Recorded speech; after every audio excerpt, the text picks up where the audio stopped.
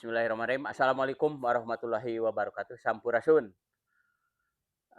Wargi Pasik, saya memohon kepada yang di atas, mudah-mudahan kita semua sekarang ini dan seterusnya diberikan selalu pertolongan dan barokah dari Allah Subhanahu wa taala.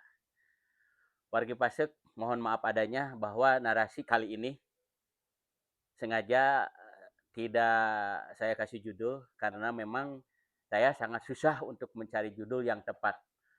Maka tepatnya akan saya kasih judul yang tidak ada judulnya. Alkisah, konon katanya ada malaikat dengan iseng memohon kepada Tuhan untuk dijadikan manusia. Ternyata oleh Tuhan tidak direspon. Permohonan yang kedua kali dari malaikat tersebut dengan serius ingin tetap dijadikan manusia.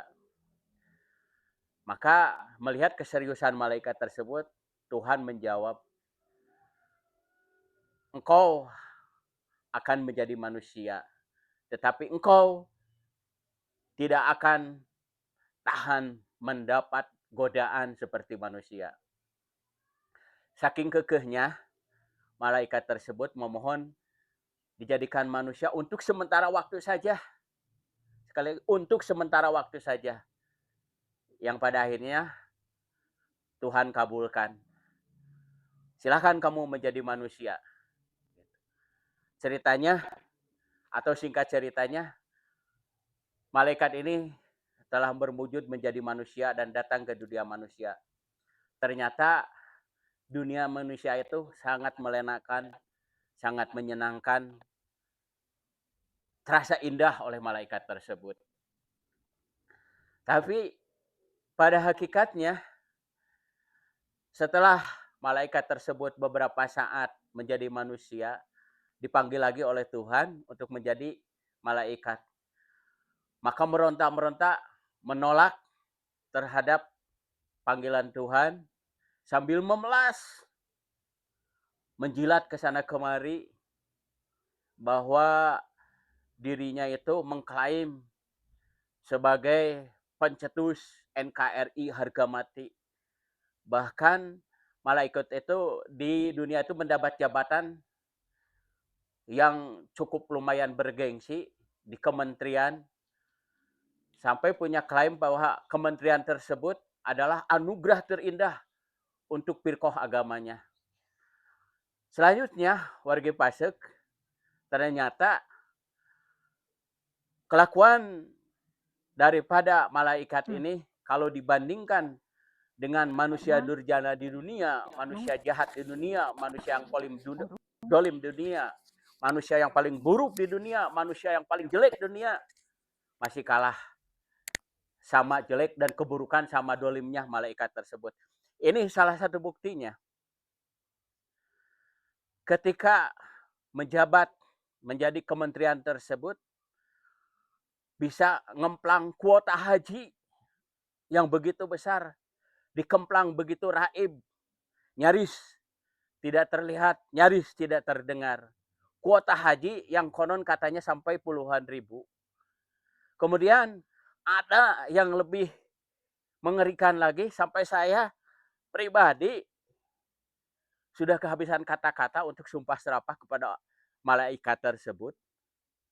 Karena apa? Coba dapat dibayangkan, 8.400 calon haji yang begitu menanti dengan cara waiting list 14 tahun gagal untuk melaksanakan haji karena di-cancel oleh malaikat tersebut. Yaitu dengan cara jatah hajinya itu digeser menjadi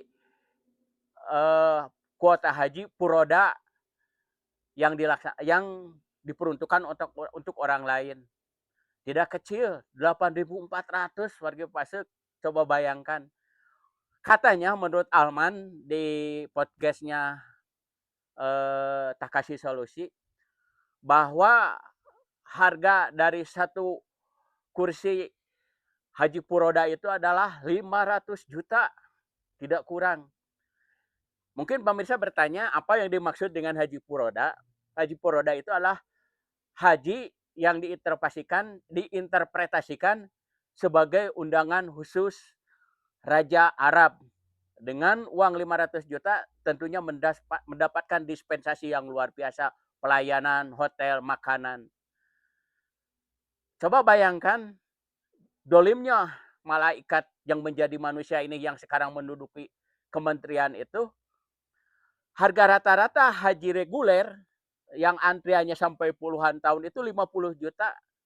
Sedangkan haji furoda itu sampai berbiaya 500 juta per orang.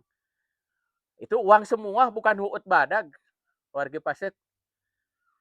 Itu cerita dari malaikat yang datang ke dunia, dan Tuhan sudah Maha tahu bahwa malaikat ketika datang dunia tidak akan mampu menerima godaan seperti manusia. Demikian. Assalamualaikum warahmatullahi wabarakatuh. Nggak caprung.